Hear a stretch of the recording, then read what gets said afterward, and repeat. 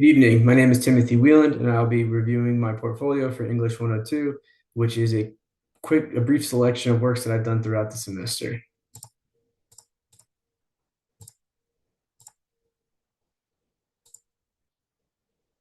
Here's my table of contents that go over Module 1, Module 2, Module 3, Module 4. In Module 1, we have our cover letter. Here's my name and my picture. Here is the reflection that I did for the semester, which I entitled Semester Growth. Next, I selected job posts, identify the rhetorical situation. I picked this one because I thought that the rhetorical situation was a great thing to learn. And I thought it was all interesting overall. I was very happy with my work here. I believe it was my first 100% in the class. I really enjoyed identifying logical fallacies and appeals. I thought that this was a great bit of information to learn, and it really changed the way that I read and interpreted arguments. Now, starting off with Module 2, we have my critical response essay. I felt very strongly about this essay. I think that I did a really good job. I read the CRISPR argument once before learning about logical fallacies and rhetorical arguments. And after reading those, it definitely changed the way that I read this argument. I read this paper, and it was very helpful, and I felt very strongly that I wrote a solid paper here. I got a high grade overall, but enjoyed this one.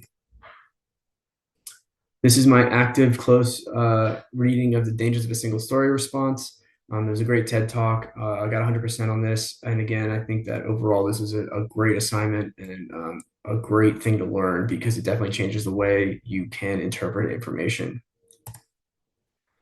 Applying literary devices. This was important, I found, because the short story said a lot in a little amount of words, and you read it one way and it could be interpreted as a light, playful story. You read it another way using the literary devices, and it becomes a very deep, heavy story. I thought that I did very well in this, and that is my response to literary devices. Then we go into module 3. That starts off with my annotated bibliography. I felt very poorly about this. I didn't know what I wanted to say and how I wanted to say it. And I believe that's reflected in my work and in my grade. After working with my professor, I did get that. So I felt really confident, and you'll see that in my revised annotated bibliography. The research question, argument question, this is sort of the crux of the problem that I had. I was having a hard time staying pointed and condensing all my thoughts and interpretations from the Rich Brothers short story. And this was a hard one for me because I wasn't able to come up with an effective question. I did get 100% on this, but it sort of overlapped and carried on to the rest of my argument.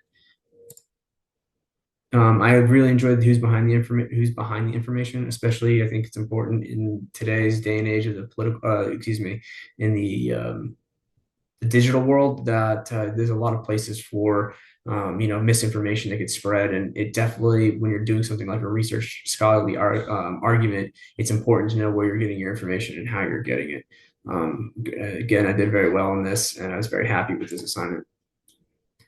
Going into our final module 4, my research argument essay with, unfortunately, I finished the class with a weaker paper overall. And I think that all stems from what I had mentioned originally, which is that I was unable to put into condensed, concise thought and argument. And that sort of carried into this research argument. It was very bloated. I kind of rambled and lost track of what I was arguing about here a few times. Maybe didn't lose track, but I didn't build a solid case on the research that I had gotten in my revised annotated bibliography. And if I could redo this one, I probably wouldn't use the full 1,400 words and try to say more concise about what I was arguing about. I revised annotated bibliography. I worked with my professor quite in depth with this one, and she helped me come to a better, clear point that I was trying to argue. And I think that that's reflected in the work here. You can see that I was able to come up with all 3 sources, and I was able to find these quite easily. And I find it rather easy to write about them as well.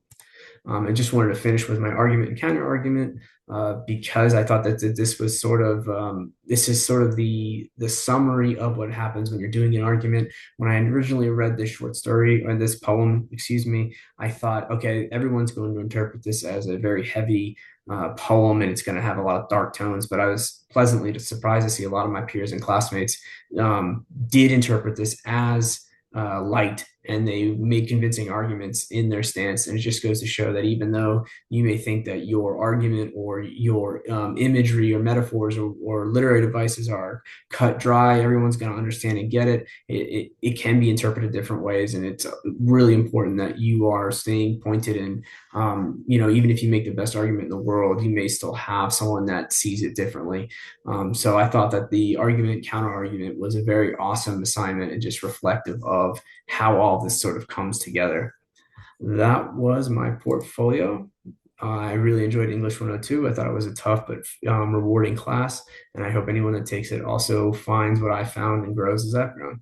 Thank you for watching my video, and if you check out my portfolio, thank you as well. Have a great night.